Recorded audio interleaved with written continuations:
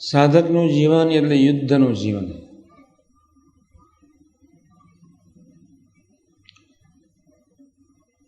જેટલું યુદ્ધ ઊંડાણ તેટલો સંબંધ વધુ વધે, અથવા જેટલું યુદ્ધ ભારે તેટલી આંતરિક પ્રીતિ ખૂબ પાકી થાય. આજે થોડીક વાતો કરું, જે પ્રસંગો કહું થ્રુઆઉટ લાઈફ 365 દિવસ આવતી દીપોત્સવીએ જ્યારે આપણે ભેગા થઈએ ત્યારે હું તમારા ફેસ તરફ જોઉં ત્યારે મને એમ લાગવું જોઈએ કે મેં આ કથા વાર્તા ગોષ્ઠીને વિચારી છે, સ્વાધ્યાયી બનીને, ભજનીક બનીને પ્રાર્થના સ્વરૂપે માગે છે. સાધકના જીવનમાં સૌથી કોઈ મોટું આંસુ હોય એ છે સંબંધ. જમા પાસો. સયાજીરાવ ગાયકવાડના પેલેસમાં સોનાની તોપો છે જ, 100 પેઢી ખૂટે એવું નથી. આંખે જોયેલી વાત છે, હું ભણતો હતો ત્યારે.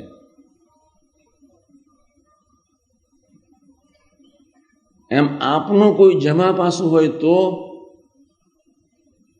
ભગવાન સ્વામિનારાયણની સુપ્રીમસી 1, અક્ષર પુરુષોત્તમ મહારાજની ઉપાસના 2, ગુણાતીત પુરુષનો યોગ અને જીવન મુક્તોની સેવા, જીવન મુક્તોનો સહવાસ.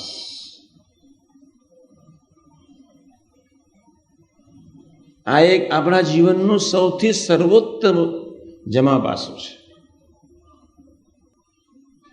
જે જમા પાસાની હું વિચાર તમારી આગળ મૂકું છું, એ જમા પાસું અબજો માટે હજુ અચિંત્ય જ રહ્યું છે.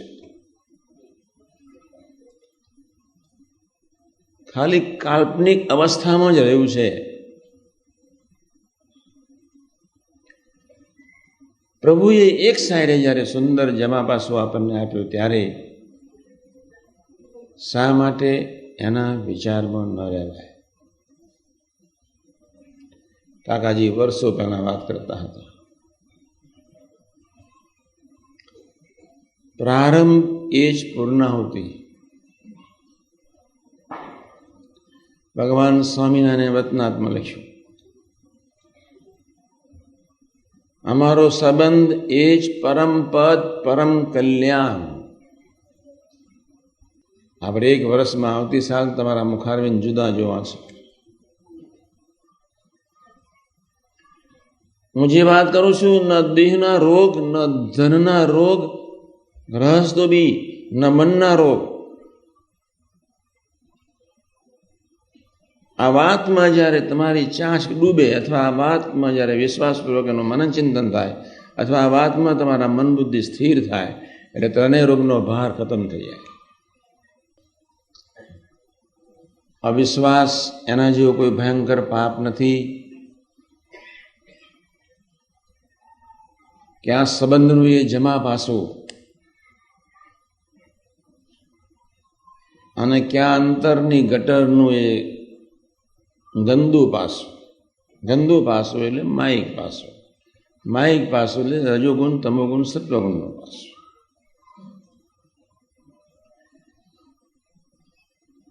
આપણું જમા પાસું એવું છે જે નિરંતર વૃદ્ધિને પ્રમાણે સંબંધ કરાવે. ધરતી પર એ જેવું કોઈ પુણ્ય જ નહીં, એ જેવું કોઈ ફળ જ નહીં. એવો આપણો અદ્ભુત સંબંધ છે.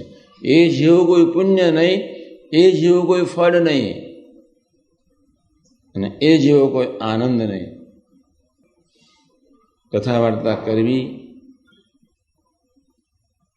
એક સાધના છે. આપણે બીજાને ગોષ્ઠી કરીએ છીએ પોતાની સાધના આગળ વધારવા માટે, નહીં કે સારા ભાઈ થવા માટે. ગોષ્ઠી કરવી જોઈએ જ, પોઝિટિવ વાતો બોલવી જોઈએ જ.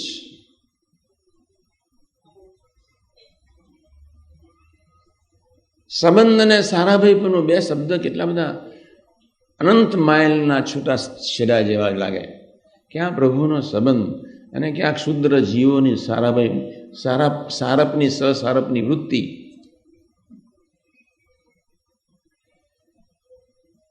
જીવ બિચારાને ખબર જ નથી કે હું કોણ છું, કેવો છું, છતાં એ ડાળપણ ને ભોળપણમાં રાચી દુઃખી થઈને મરી જઈ રહ્યો છે. હું પ્રસંગ કહી દઉં, ડાપણ ને ભોળપણથી મરવું નથી, જીવવું છે. માણસ એક ડાપણથી અભાવ લે છે, બુદ્ધિના ડોરથી અભાવ લે છે, અને ભોળપણ એટલે સૂઝ વગરનો માણસ, એનો ભોળો કહેવાય. એ સૂઝ વગર અનસૂઝ માણસ અભાવ લે. બંને વસ્તુ નકામી છે. ભોળો માણસ એટલે જેનામાં સૂઝ ઓછી છે. ભોળો માણસ એટલે એને શું બોલવું, શું જોવું, શું સાંભળવું એને ખબર જ ન હોય.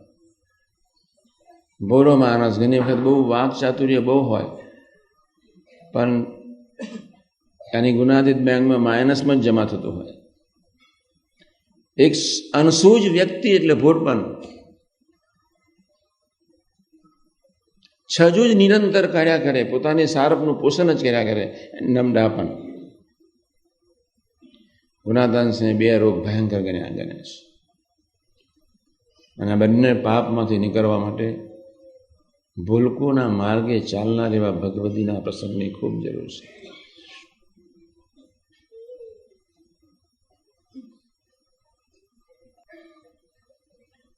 પ્રસંગ વિચારજો.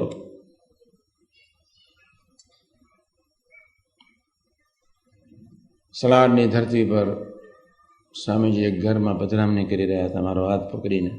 હું યુવક હતો.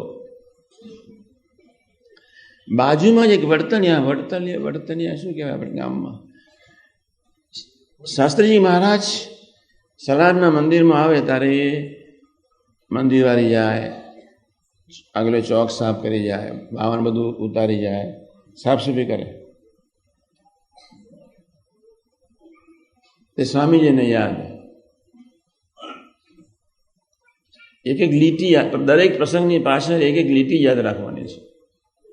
પ્રસંગ સામાન્ય છે, રહસ્ય અસામાન્ય છે. પ્રસંગની પાછળ અસામાન્ય રહસ્ય છુપાયેલું છે, એ આપણે નથી સમજી શકતા. એ આપણું ભોળપણ છે, કાડાપણ છે. અને એ પાપમાંથી આપણે જલ્દી બહાર નીકળવું છે.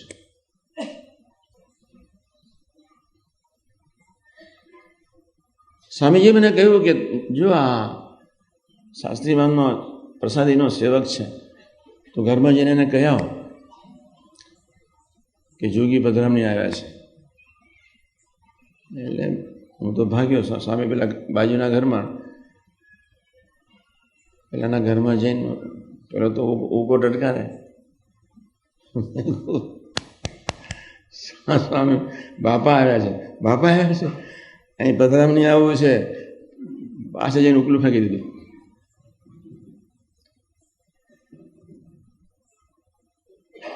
કે શું પાથરું, મારા ઘરમાં કશું છે નહીં.